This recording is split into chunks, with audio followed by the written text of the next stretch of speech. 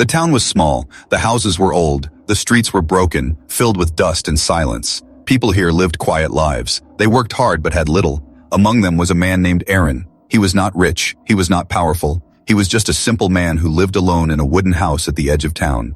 Aaron had no family, no children, no wife. His days were long and empty. He worked, ate, and slept. Sometimes he sat outside at night, staring at the stars, wondering if there was something more out there. He never knew his life would one day change in a way no one could imagine. 12 years ago, something happened. It was winter. The wind was cold. Snow covered the streets. That night, Aaron heard soft crying near the back of his house. At first, he thought it was an animal. But when he stepped outside, he saw them, two little girls. They were thin, weak, and dressed in torn clothes. Their faces were pale. Their hands shook from the cold.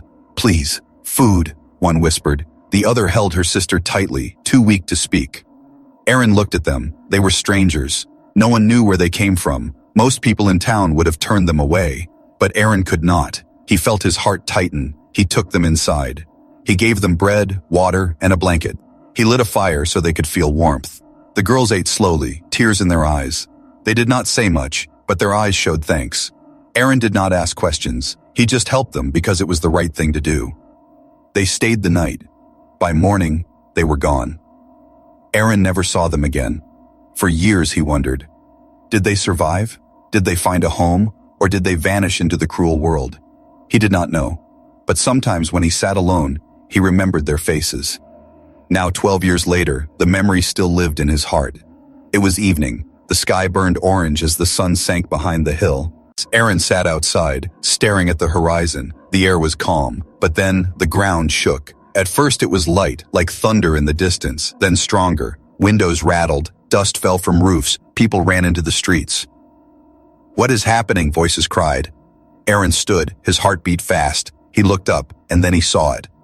A shadow covered the town, huge, endless. Above the clouds, something moved, a ship. Not like the small machines people built. This was massive, a starship. Its body was silver, glowing with strange lights. The engines roared like storms. Slowly it came down. The sky turned dark as the giant ship blocked the sun.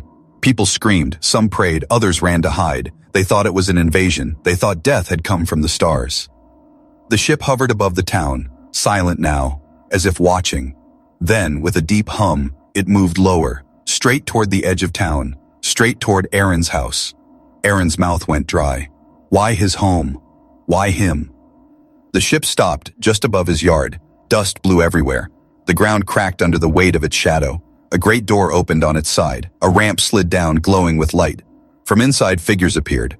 Tall, armored soldiers stepped out, their boots heavy, their helmets shining. They carried banners with strange symbols. Their eyes looked forward, disciplined, cold. The whole town watched in silence. Whispers filled the air. Why here? Who are they?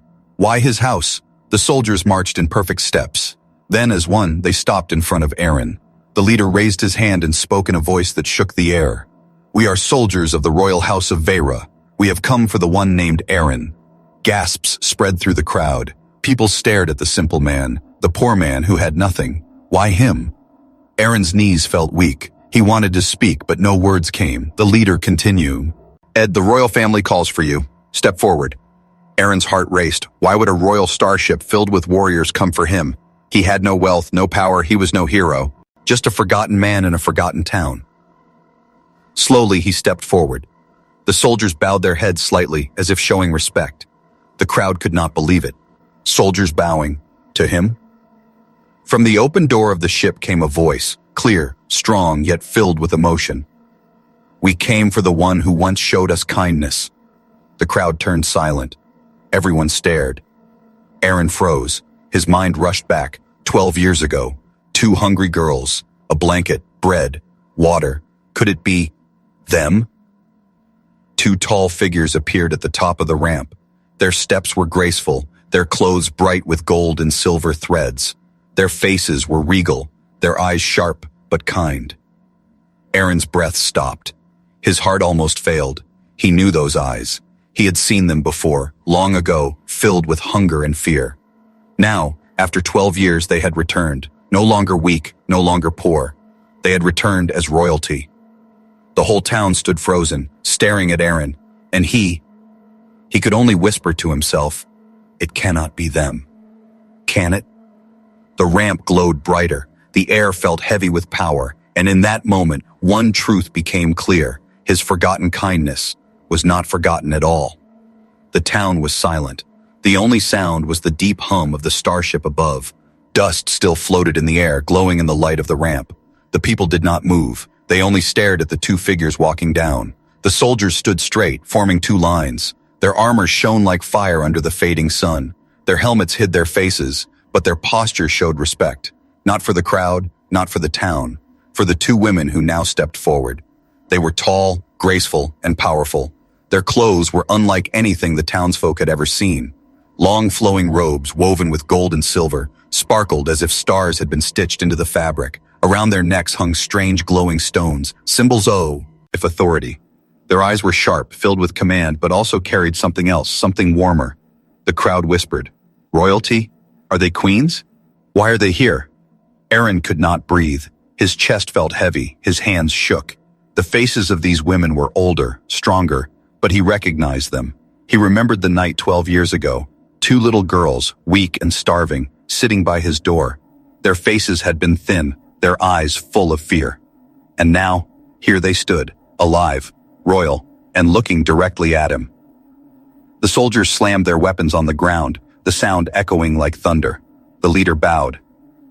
Presenting Her Highness, Lady Saris of Vera, and Her Highness, Lady Lyra of Vera. Gasps filled the air. The crowd bent their heads, afraid to even look at the two women. Royalty was not something they had ever seen before, not in this forgotten town. Yet here they were, two rulers, standing in front of a poor man's home. Lady Saris stepped forward. Her voice was calm, but every word carried weight. 12 years ago, in this very place, we were nothing but shadows. Lost, starving, forgotten by the world. No one saw us. No one helped us. Except... Her eyes locked onto Aaron. Except you. The crowd turned as one. Dozens of eyes burned into Aaron, full of shock. Aaron's mouth went dry. He could not speak. He could not even move. His legs felt heavy as stone.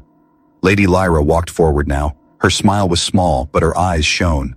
You gave us bread when no one else would. You gave us water when we were dying. You gave us warmth when the world was cold. We never forgot. The words struck Aaron like lightning. His memory came alive. Two little hands clutching bread, two small faces near the fire. He thought they were gone forever, but now they stood in front of him, alive and more than alive, rulers of an empire. The townsfolk whispered louder. Is this true? He helped them? How can it be? Aaron lowered his head, overwhelmed. He was just a poor man. He had no power, no wealth, and yet these women, these royals, spoke of him as if he mattered. Lady Saris raised her hand, and the whispers stopped. Her voice rang clear. We built our lives. We built our empire. But the foundation of our strength came from a single moment of kindness. Without him, we would not stand here today. Without him, we would not be alive. The soldiers bowed again, this time to Aaron. The crowd gasped louder. Soldiers of the royal house bowing to a poor man? It was unthinkable. The earth itself felt like it had shifted. Aaron wanted to speak, but his throat tightened. At last he whispered, I did nothing special. I only gave bread and fire. Lyra's smile grew wider. And yet, to us, it was everything. The air grew heavy. A strange sound filled the sky like distant thunder. The ship above shifted, opening its upper decks. Towers of light rose into the sky. The crowd stepped back in fear, but the soldiers did not move. Saris turned to Aaron. It is time. Aaron frowned. Time for what? She extended her hand. To come with us. You are not just a man of this town anymore. You are part of our story, and we cannot walk the future without you. The crowd gasped again. Some muttered in anger. Why him? He is just a poor man. This cannot be real. But the sisters did not listen. Their eyes were only on him. Aaron's heart pounded. His life had always been simple. Work, food, sleep. Now he was being asked to step into a world beyond stars. Fear fought inside him. But so did something else. Curiosity. The ramp glowed brighter. The soldiers turned, waiting for him to move. The crowd held its breath. Would he step forward? Would he leave his world behind? Aaron's feet felt heavy, but slowly, one step after another, he walked toward the sisters. His hands trembled, but his eyes stayed fixed on theirs. The people of the town watched, stunned, as the man they thought was nothing walked side by side with royalty. And then, together, they stepped into the light of the Starship. The ramp closed behind them. The hum of the engines rose again. The ground shook. The crowd fell silent, their eyes wide. The Starship lifted, carrying Aaron into a destiny he never imagined. But deep inside, questions burned like fire. Why now? Why had they come back after 12 years? And what did they truly want from him? The answers waited beyond the stars. The inside of the Starship was like another world. The walls glowed with soft silver light. Strange patterns moved across the floor like living rivers. Every corner hummed with quiet power. The air was warm, clean, and filled with the faint scent of flowers, though no flowers could be seen. Aaron's eyes widened. He had never seen such beauty. His feet felt heavy on the polished ground. Every step echoed as if the ship itself was listening. Around him, soldiers stood in silence, lined up like statues. Their armor glowed faintly, their faces hidden, but their respect was clear. Lady Saris walked in front, her head high. Lady Lyra walked beside Aaron, her steps softer, her eyes watching him with something close to affection. "You do not need to be afraid," she said quietly. Aaron swallowed hard. "Afraid? I am only a man. I do not belong here." Lyra's lips curved into a small smile. "You belong more than you think." They entered a vast hall. The ceiling rose like the sky itself, painted with stars that moved and shimmered as if alive. At the center of the room stood a throne, not one, but two. Carved from crystal, glowing with golden veins, they looked like seats for gods. Aaron stopped. His knees felt weak. This is your throne?" Saris turned, her eyes sharp but kind. "It is. And every time we sit upon it, we remember the night we first survived." Aaron lowered his head. "Because of me? Because of you," Saris said fiercely. The flashback. The hall grew quiet. The sisters lifted their hands, and suddenly the air shifted. The glowing walls formed images, memories. Aaron gasped. He saw himself, 12 years younger, opening his wooden door. He saw two little girls, pale and trembling, begging for food. He saw his own hands offering bread, water, and a blanket. The crowd of soldiers watched silently. Some bowed their heads, others tightened their fists in respect. Lyra's voice filled the hall. "That night, we were not just hungry. We were broken. We had lost everything. Our family was gone. Our world was gone. We were only shadows waiting to die." Saris continued, her tone like steel. "No one saw us, no one cared. But you did. In your small house, with nothing to your name, you gave us everything you had." Aaron's throat tightened. He remembered the fear in their eyes. He remembered the way they clung to each other near the fire. He had always wondered what happened to them. Now, the answer was here, shining before him. Lyra touched the glowing image of young Aaron on the wall. Her voice softened. "When travelers from the stars found us, we were alive only because of you. They took us away, far beyond this world. We studied. We fought. We rose. And now?" The image faded. Lyra's eyes met his. "Now we are rulers." The reward. The sisters stepped down from the throne platform. They approached Aaron slowly, their robes flowing like rivers of light. Saris stopped in front of him. "You once gave us bread. Tonight, we give you something greater." Aaron shook his head quickly. "No, I cannot accept reward. I did not help you for that. I helped because you were children, because it was right." Lyra smiled softly. "And that is why you deserve it." Two soldiers stepped forward. One carried a golden box, the other a staff carved from crystal. They knelt before Aaron, holding them up. The box opened. Inside was a medallion, glowing with a deep blue light. Strange letters circled its edge, shifting like waves. Saris lifted it and placed it around Aaron's neck, the litad. It spread across his chest, warm and heavy. "This," she said, "is the seal of the royal house. It means you are one of us. No voice may rise against you. No hand may strike you without fear."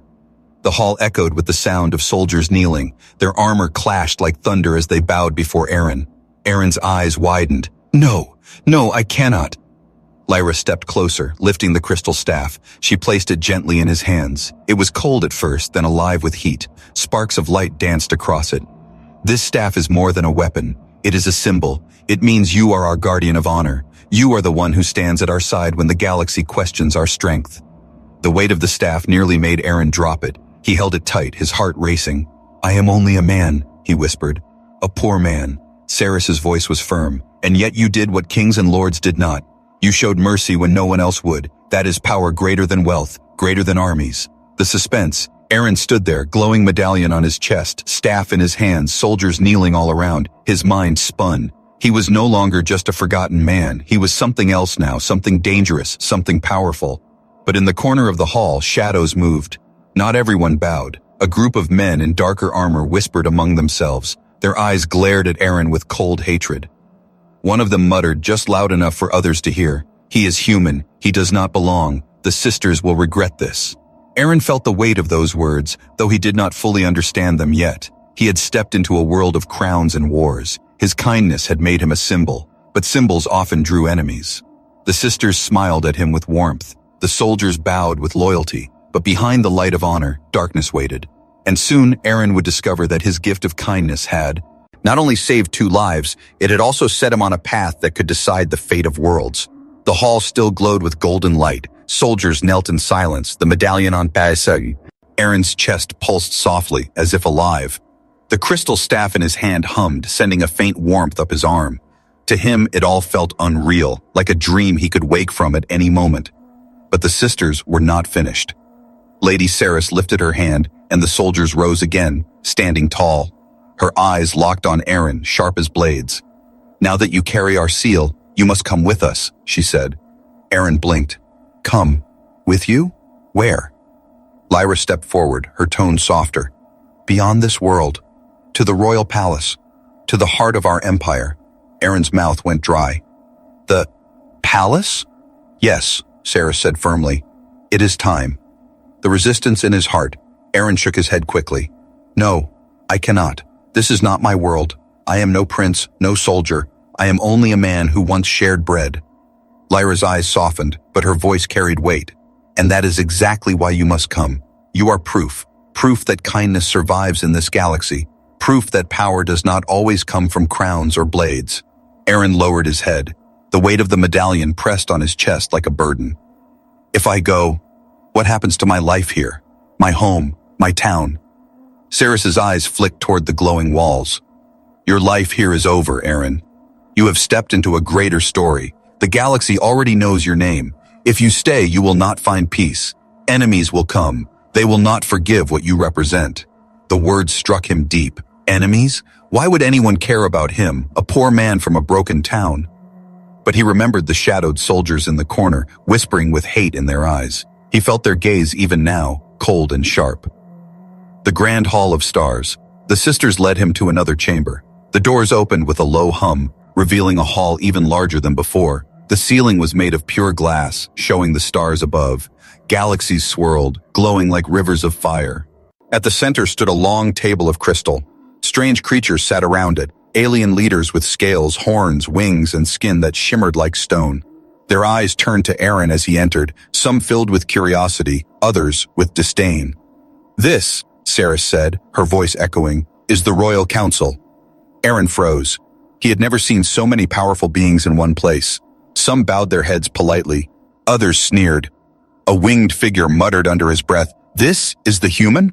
Lyra's voice rose. "Yes, this is the man who saved us when no one else would. Without him, there would be no House of Vera.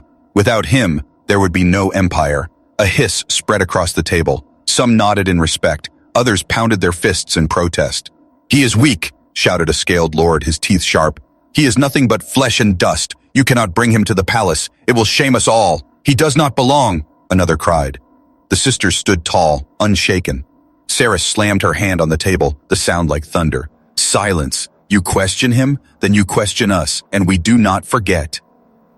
The hall grew quiet, but the anger in the eyes of some council members burned hotter. Aaron's heart pounded. He wished he could run. He wished he could go back to his small wooden house, but there was no turning back. Not now. The invitation. Lyra stepped closer to him. She held out her hand. "Aaron, will you come with us? Will you stand at our side no matter what the council says?" Aaron's eyes darted around the room. The medallion glowed brighter as if urging him. The staff in his hand pulsed like a heartbeat. He swallowed. I don't know if I can." Lyra's hand did not lower. Her voice dropped, soft and almost pleading. You already did once. That night, when you gave us bread, you chose to stand with us. Now you only need to make that choice again. Aaron's throat tight. Enid. He looked at the council, their alien faces waiting, some full of hate, some full of hope. He looked at the sisters, their eyes locked on him, and he realized this was no longer about bread or blankets. This was about destiny. Slowly, his hand lifted. His fingers touched hers. The moment they connected, the room exploded with light. The medallion flared, filling the hall with blue fire. The staff shook in his grip, sending sparks across the floor.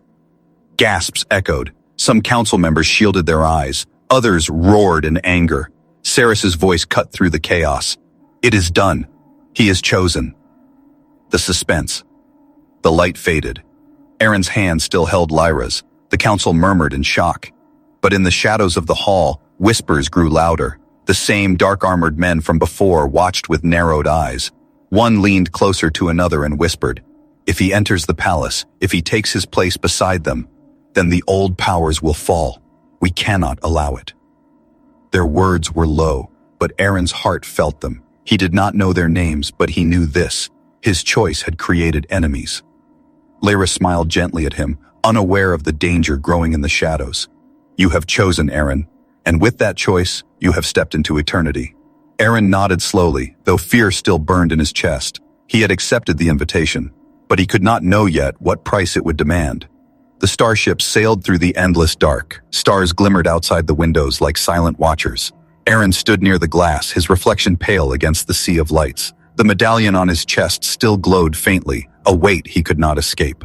Behind him, soldiers marched in silence. The sisters spoke in hushed tones with their advisors. Everyone seemed calm, but Aaron felt something else in the air, something sharp, hidden, dangerous.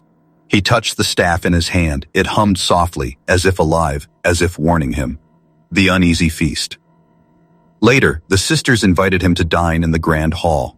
The table stretched long, filled with shining plates and food he had never seen, meat that shimmered blue, fruits that glowed faintly, drinks that smoked like fire.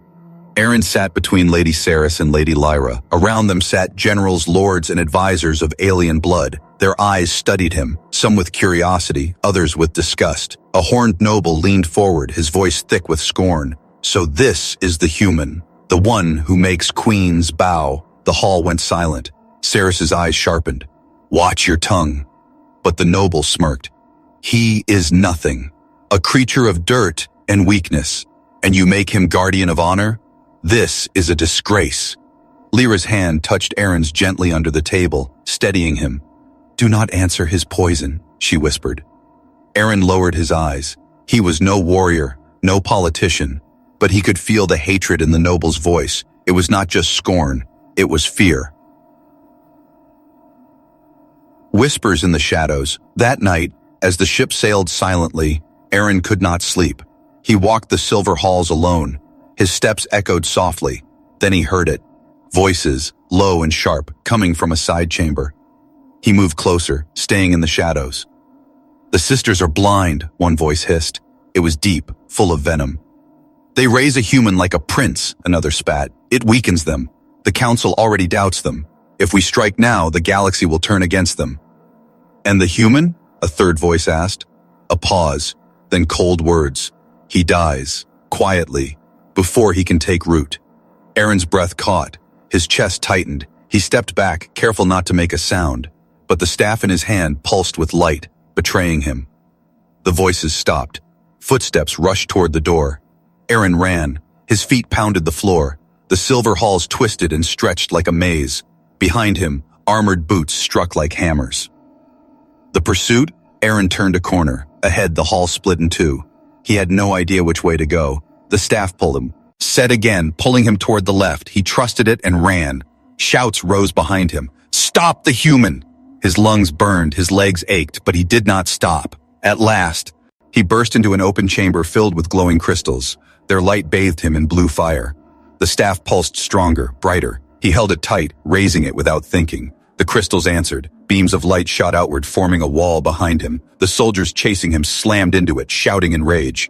Aaron fell to his knees, gasping. He had never used power before. He had never felt such force. The staff throbbed in his hands like a living heart. The revelation. The doors opened. Lady Saris and Lady Lyra rushed in with guards, their eyes widened at the glowing crystal wall.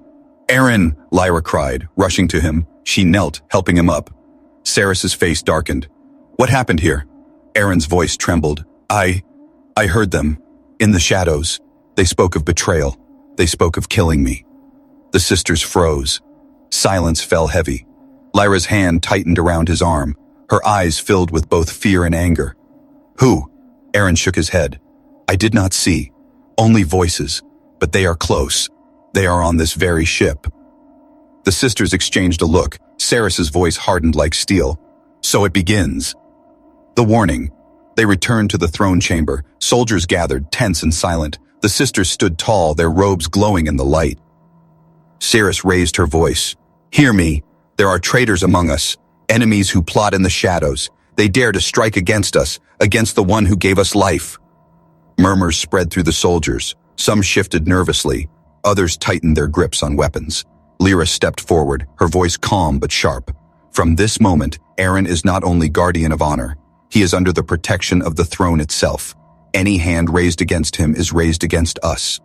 The hall roared with loyalty. Swords struck the ground, shields clashed, but Aaron saw it, the dark eyes of some who did not cheer, the silent ones, the dangerous ones. The suspense. That night, as he lay in the chamber given to him, Aaron could not close his eyes. He had stepped into something far beyond kindness. He had entered a world of crowns, daggers, and shadows. The medallion on his chest pulsed again, as if whispering, "Danger is near." Aaron stared at the ceiling, the hum of the Starship all around. He thought of his small wooden house, the quiet town he had left behind. He thought of bread, fire, and 2 frightened little girls. Now those girls were queens, and his simple act of mercy had placed him in the middle of a storm that could destroy empires. In the shadows of the ship, the traitors whispered still, and Aaron knew the hidden danger was only just beginning. The royal starship cut through the darkness of space like a blade, but inside, the air was heavy. Every soldier's step echoed with unease. Whispers spread like smoke, reaching every corner. Some were loyal, some were doubtful, and some were waiting for the right moment to betray. Aaron felt it. He could see it in their eyes when he walked past. The quick glances, the hushed voices, the way some fists tightened at the sight of his medallion. He was guardian of honor now, but not all honored him. That morning, Lady Saris summoned him to the council chamber. The council summons. The chamber was filled with powerful beings, lords, generals, and envoys from across the empire.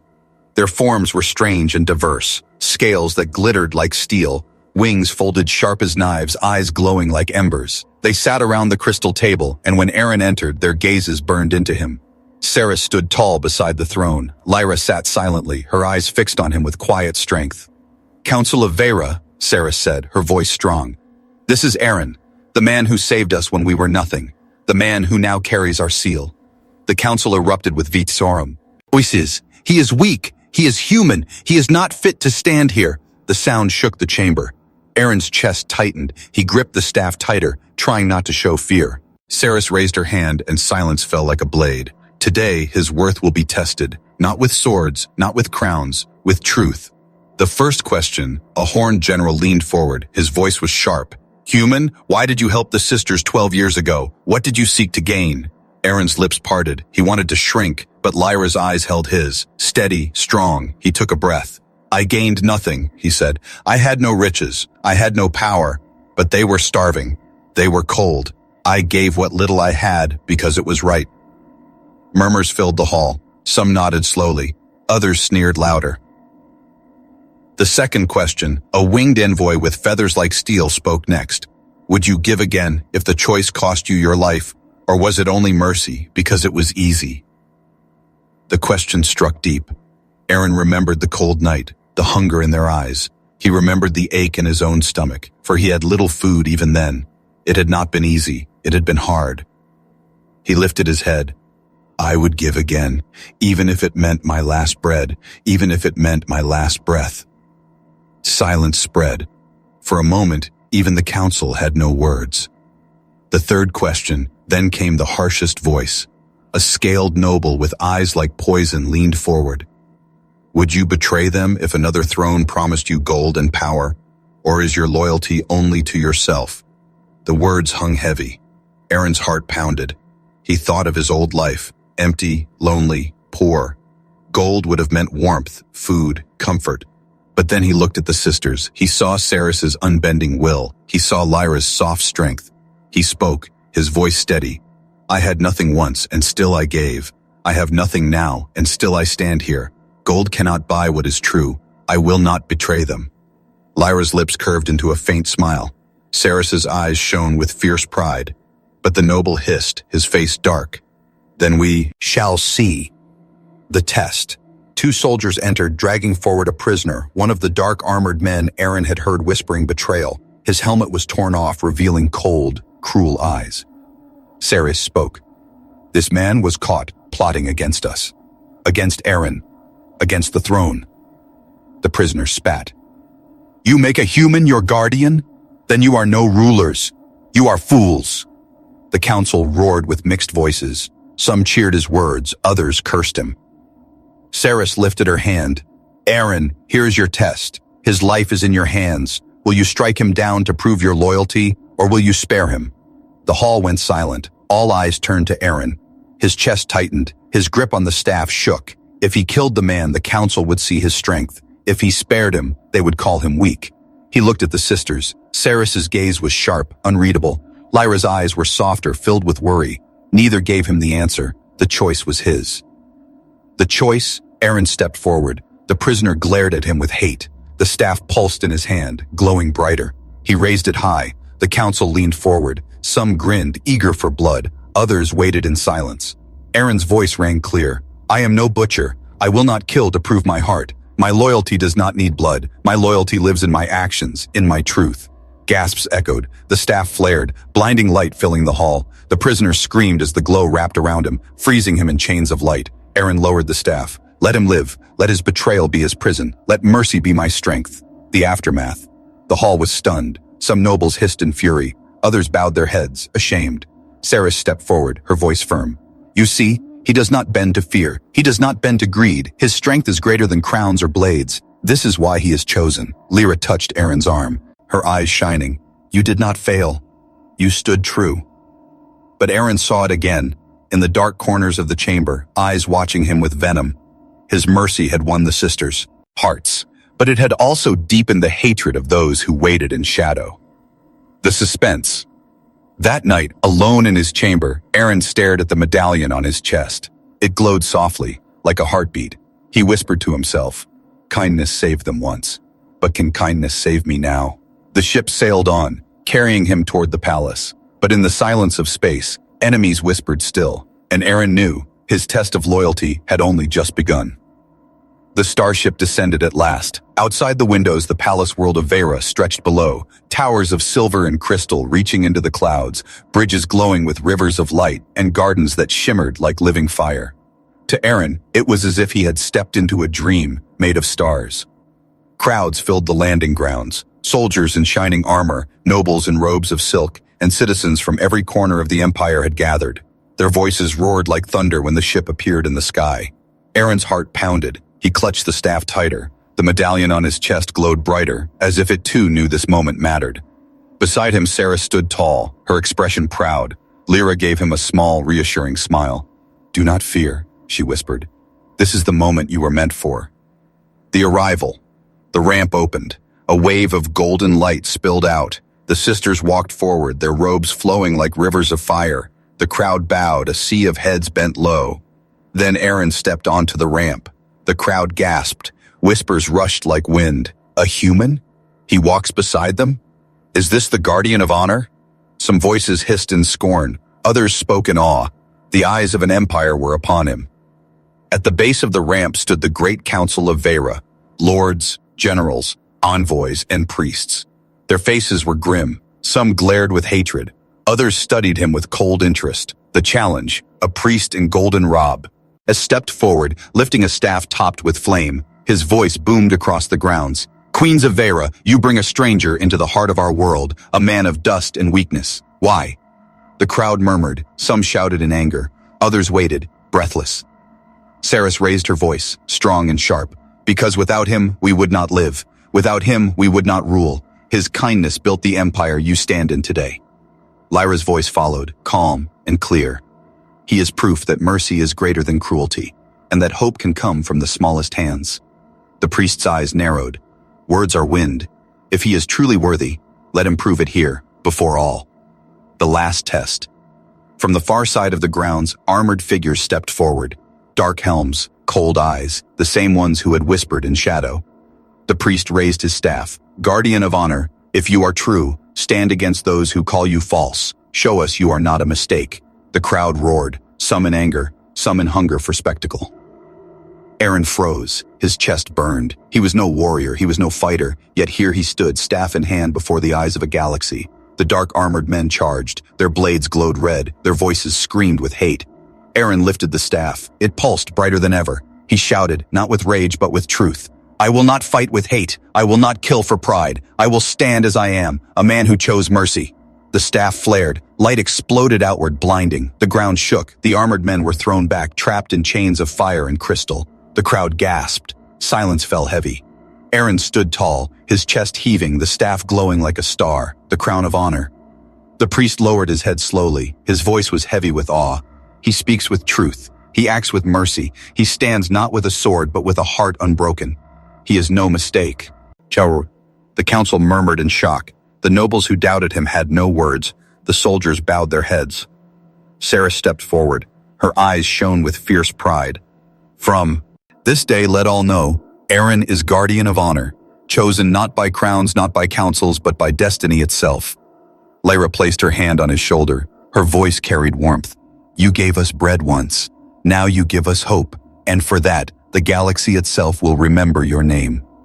The crowd erupted, not in anger, but in thunderous cheers. Flags waved, voices rose like storms. Eren's name echoed across the palace grounds. The transformation, Eren stood frozen, his heart overwhelmed. He had been a man forgotten by the world, a poor man in a wooden house, a man with nothing but a quiet life. Now he stood in the heart of an empire, hailed as a guardian. His simple act of kindness had become legend. He whispered to himself, barely believing, How did I come here? Lyra's voice answered softly, because kindness never dies. It only grows until it changes the stars themselves. The suspense for tomorrow. But as the cheers rose, as the world bowed to him, Eren's eyes caught something. At the edge of the crowd, in the shadows of the towers, a figure stood cloaked in black. The figure did not cheer, did not bow, only watched him with cold, burning eyes. A chill ran down Eren's spine. The danger was not gone. This was only the beginning. But for now, as the Starship banners waved, as the Queen smiled, as the people shouted his name, Eren stood tall. A forgotten kindness had made him more than a man. It had made him a symbol, a man who changed the stars.